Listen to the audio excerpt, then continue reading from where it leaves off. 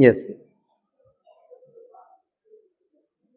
start. Mr. Chairman, first of all, I would like to congratulate the Honorable Railway Minister for proposing no increase in the passenger fares and also for proposing no increase in the freight rates. Of course, the freight rate increase has come into operation only very recently, namely on the 1st October 2008. I would like to congratulate the Home Minister for this, that in the current year there had been no major accidents. I would also like to appreciate in this regard the due care and caution taken by the railway administration insofar as there have been no major accidents this year.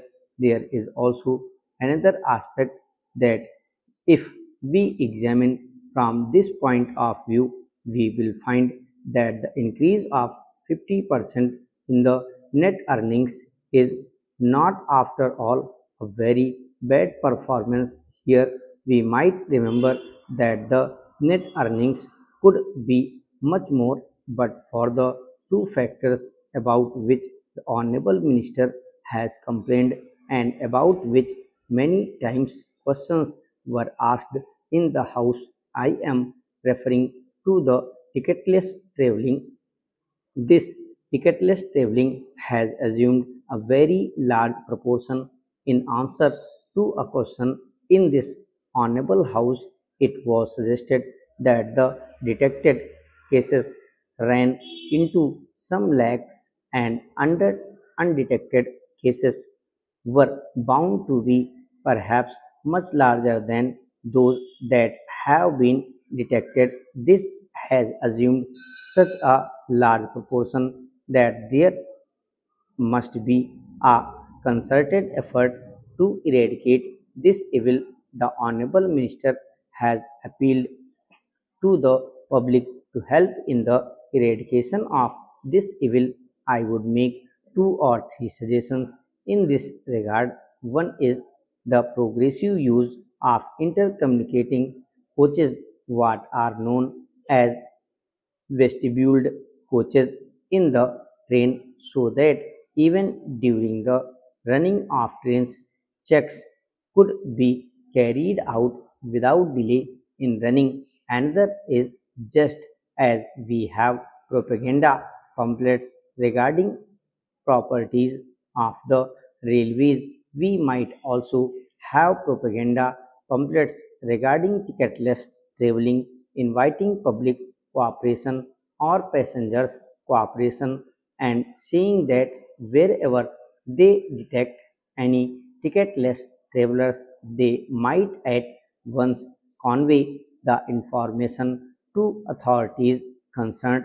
Another suggestion is that a more deterrent punishment than is given hitherto to the ticketless travelers should be given. After all, it is at the cost of those who are paying fares that this ticketless traveling takes place, or the ticketless travelers are enjoying.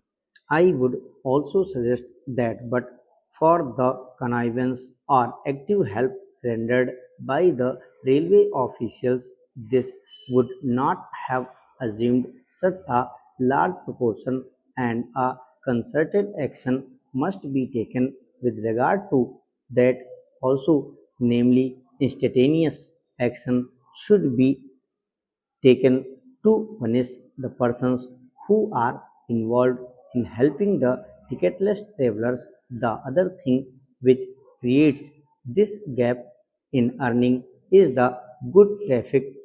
There has been a complaint that the goods traffic, particularly the high rated goods traffic, is diverted to motor transport. I was reading, sir, a statement made by the president of the Road Transport Association the other day. Of course, the Honorable Railway Minister has said that this diversion is because of certain reasons, that it occurs namely in such articles that are rated high in so far as the railways are concerned, and therefore there is diversion. There is also the facility in the case of motor transport that deliveries are door to door mainly, and so there is less of handling and therefore there is less expense. There is also another reason that by and large on the railways there is pilferage, whereas in the case of road or motor transport there is less pilferage. The Honorable Minister has stated in his speech that regard to the regard to this particular problem, the Railway Minister is considering what steps should be taken so as to bring about an increase in this goods traffic on the railways. Apart from this, I would also submit that this problem of pilferage should also be tackled a little more vigorously apart from the public taking part in it. I would suggest that a considerable portion of the blame lies with the railwaymen in this matter with regard to these evils that are existing. An easier and more speedy method of punishment and bringing to book the persons who are guilty should be taken in hand.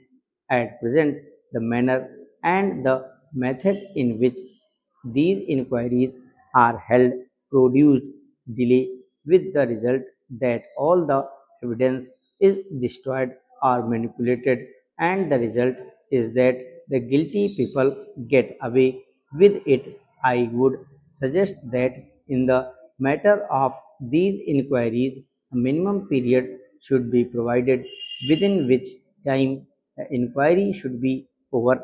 I find that in the matter of these inquiries, the method followed is that wherever there is criminal offence involved, firstly the matter is sent to the criminal court, and after securing conviction, departmental action is taken. I would suggest that the departmental action should proceed rather than follow the criminal action, and it must be instantaneous.